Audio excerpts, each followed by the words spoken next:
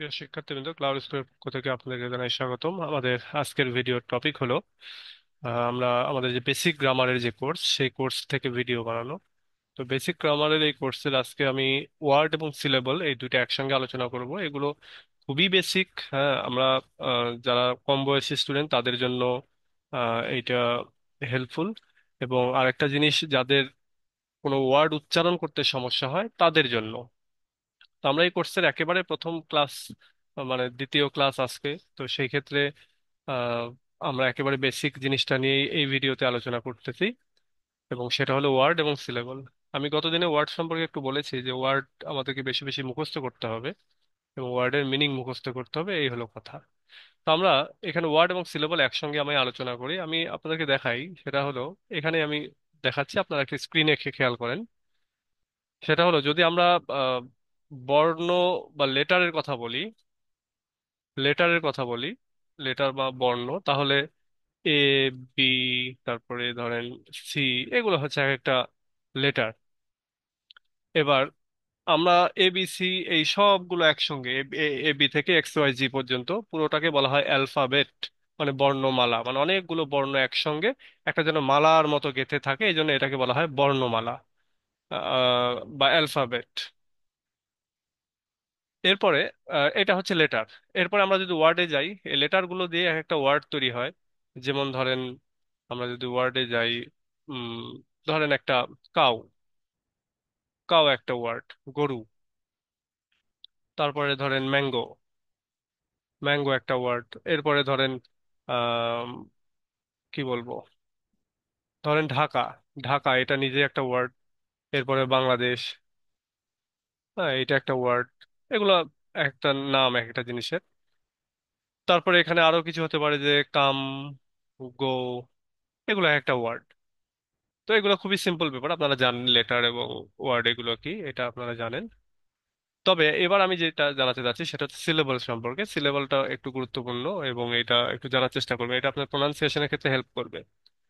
সিলেবলটা কি?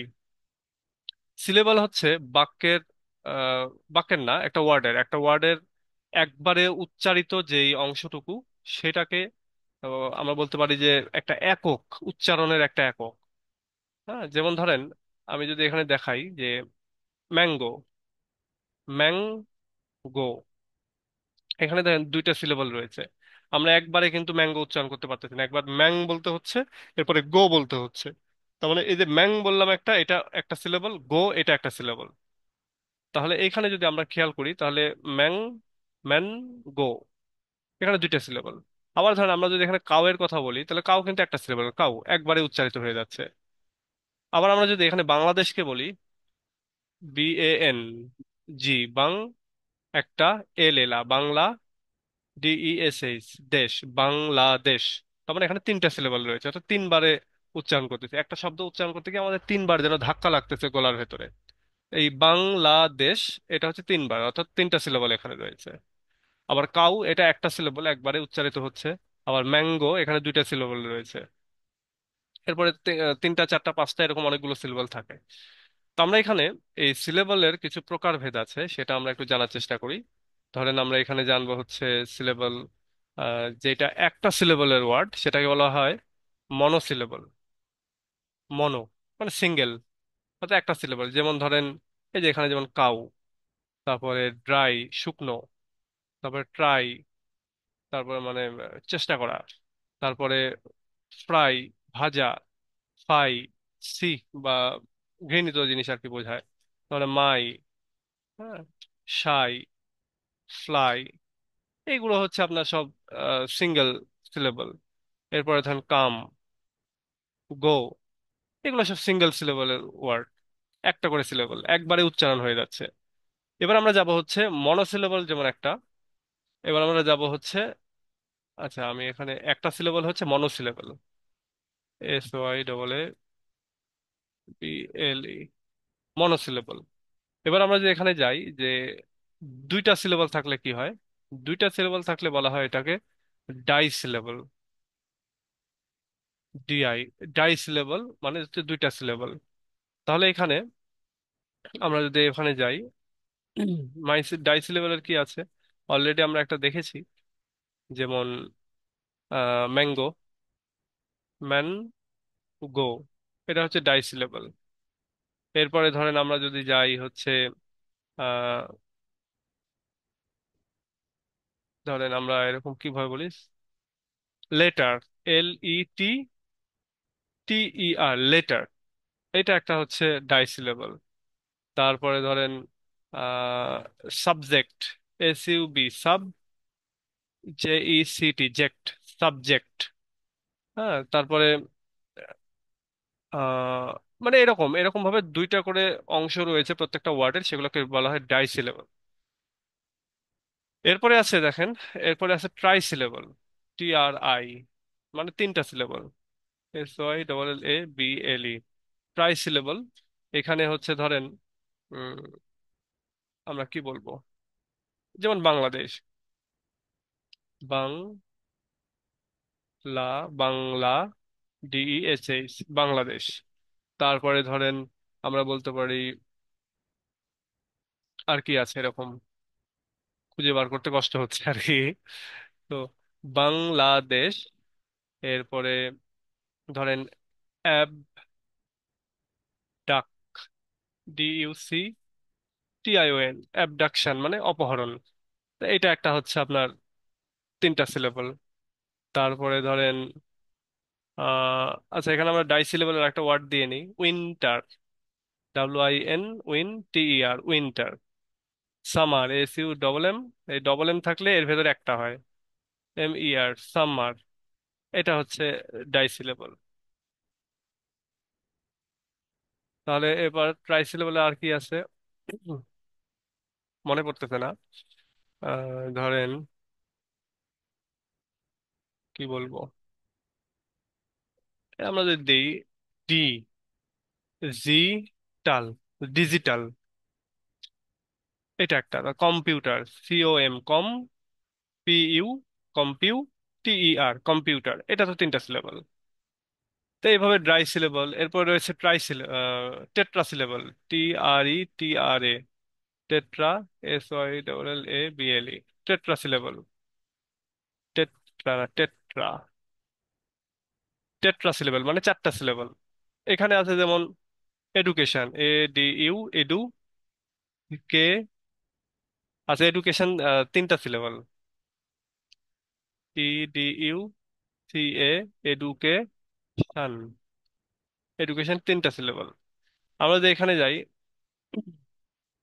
ধরেন মনে পড়তেছে না আর কি, ওয়ার্ড আমরা বের করি, কি বলা যেতে পারে এখানে, ধরেন আমেরিকা, AMERICA, ও আচ্ছা, এটা তো এটাতে তিনটা আছে। হ্যাঁ, আমরা যে বলতে পারি অস্ট্রেলিয়া, AUS, TRA, অস্ট্রা, LI, এরপরে অস্ট্রেলিয়া। এখানে আছে ধরেন চারটা সিলেবল। তারপরে আরো কি কি আছে আমরা আমরা খুঁজে বের করতে পারবো আর কি, পাঁচটা, পাঁচটা সিলেবলকে বলা হয় penta, penta syllable, penta syllable. এখানে আছে ধরেন ইউনিভার্সিটি, UNIVERSITY।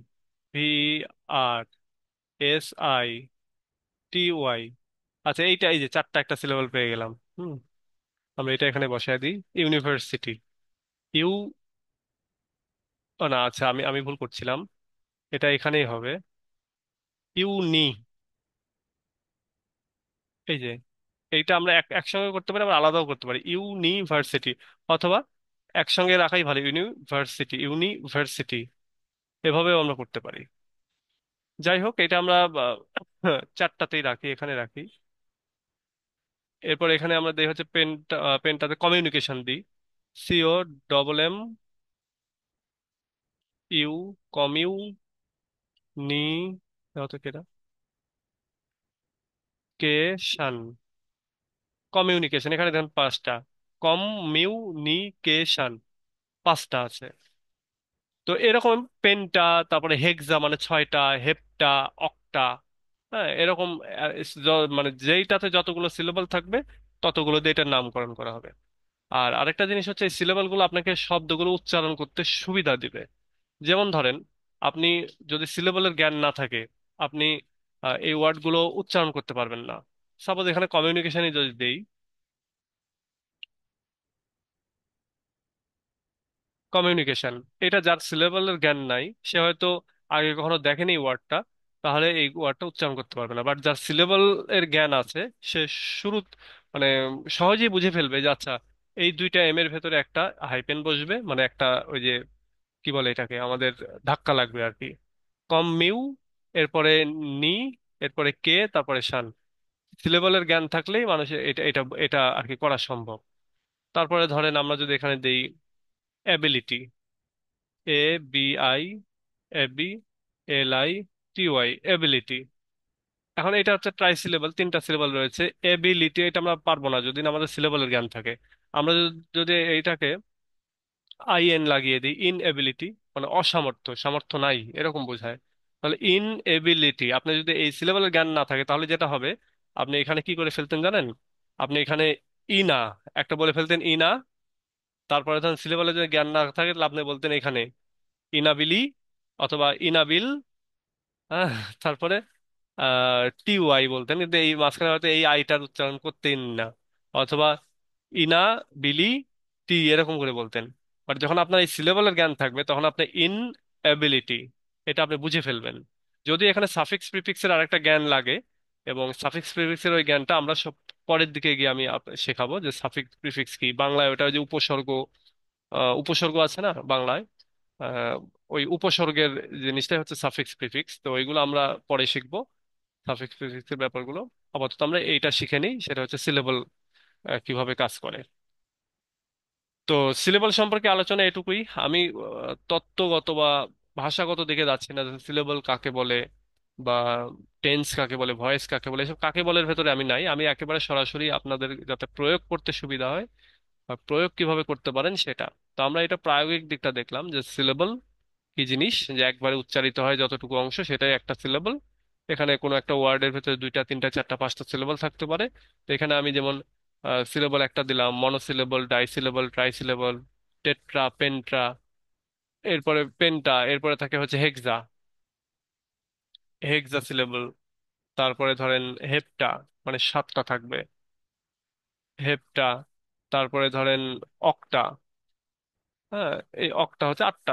এই পর্যন্ত জানলেই হয়ে গেল আর কি, আটটার মধ্যেই সবগুলোর মানে ম্যাক্সিমামই কভার করে। তো আপনি এটা এই সিলেবলটা একটু জানার চেষ্টা রাখবেন বা মনে রাখার চেষ্টা রাখবেন, তাহলে দেখবেন যে এটা অনেক ইজি হয়ে যাচ্ছে, ওয়ার্ডগুলো উচ্চারণের ক্ষেত্রে হেল্প করবে। তো ওকে, আজকে আমরা এই সিলেবল ওয়ার্ড জানলাম একটু, ওয়ার্ড সম্পর্কে জানলাম। তারপরে আমরা জানলাম সিলেবল সম্পর্কে, এবং লেটার সম্পর্কে একটু ধারণা নিলাম। ABCD এগুলোকে এককভাবে লেটার বলা হয়, এবং সবগুলো লেটারকে একসঙ্গে অ্যালফাবেট বলা হয়। তো এই হচ্ছে ওয়ার্ড, লেটার, সিলেবল। আশা করি এটা আপনাদের হেল্প করবে বা উপকারে আসবে। তো আজকের ক্লাস এ পর্যন্তই। আমাদের নেক্সট ক্লাস আবার আমি খুব শীঘ্রই আপলোড দেবো। আপনারা সে অনুযায়ী একটু খেয়াল রাখবেন যে কখন কোনটা আপলোড দিচ্ছে, এবং সে অনুযায়ী ক্লাসগুলো করতে থাকবেন। ওকে, ভালো থাকেন সবাই, আল্লাহ হাফেজ।